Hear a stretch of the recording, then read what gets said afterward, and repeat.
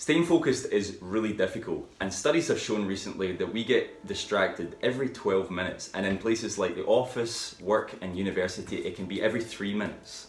With more digital opportunities for distractions, it's no wonder that recently it's been harder and harder to stay focused. But what is staying focused really all about, and how can we improve our levels of concentration?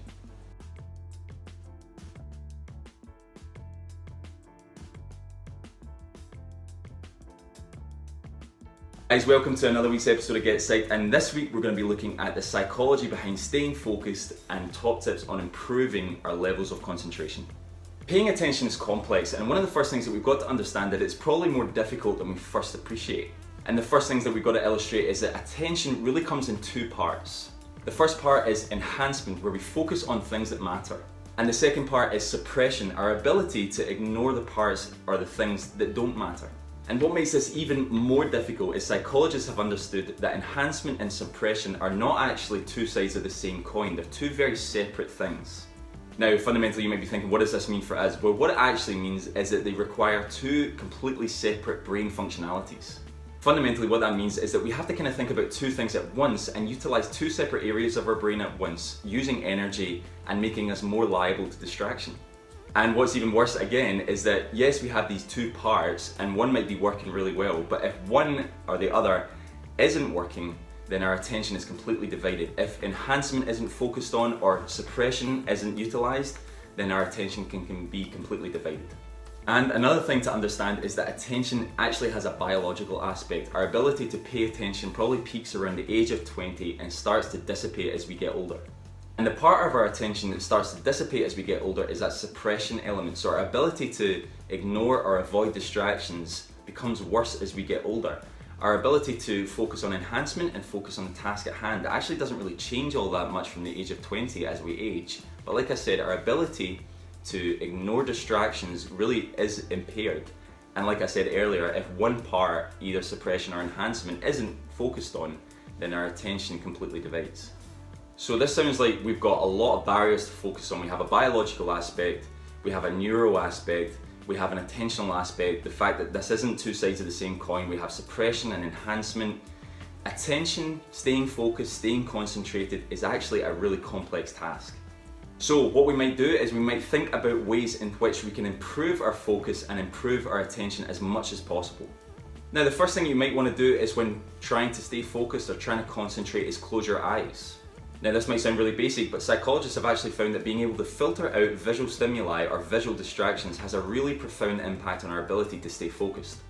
And these psychological studies tell us a number of different things. They tell us that by closing our eyes, we can actually retain and understand more information. That overall visual stimuli that we see with our eyes are more distracting than anything else.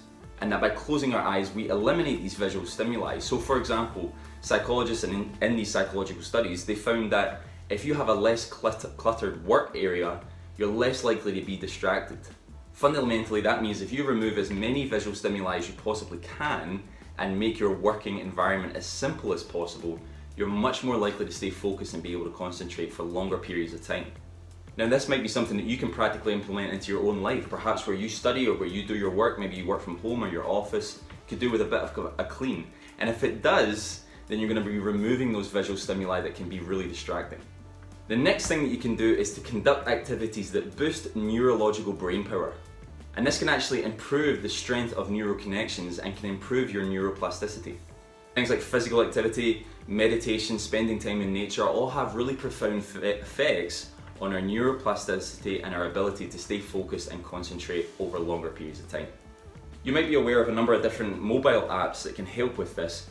And over long term, and psychological research hasn't really shown that these things are all that effective, but they do have some impact. These impacts are kind of minimal, but it's been suggested by psychological researchers and researchers in general that app-based meditation programs or helps with neuroplasticity and our ability to focus based on a mobile can actually be part of a medical program in the future. The next thing that you can do to help improve your levels of focus and concentration is think about the liquids that you intake and the food that you intake.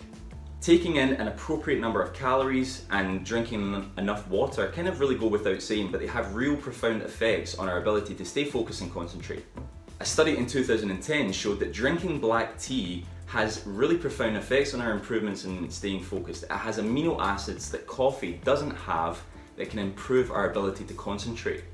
Now, one of the first things that you might do if you're anything like me is reach for a cup of black coffee or white coffee or whatever, but actually drinking black tea can have even better impacts on your ability to concentrate. Now, you might not be much of a tea drinker, but one of the things that you can take away from this is that it's important to stay hydrated and to eat good food and to eat enough. And my final tip for improving your levels of focus and concentration is actually something that I've alluded to before in previous videos on GetPsyched, and this is to set timely break reminders. In a lot of ways, this might sound counterintuitive in thinking that setting breaks can actually improve your levels of focus and concentration, but by working over huge stretches of times, multiple hours, can actually decrease your levels of concentration and focus over the long term.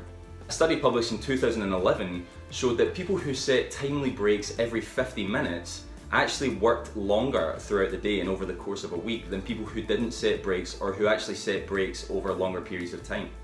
So setting a break once every 3 hours doesn't have as beneficial an impact as setting a break for every hour.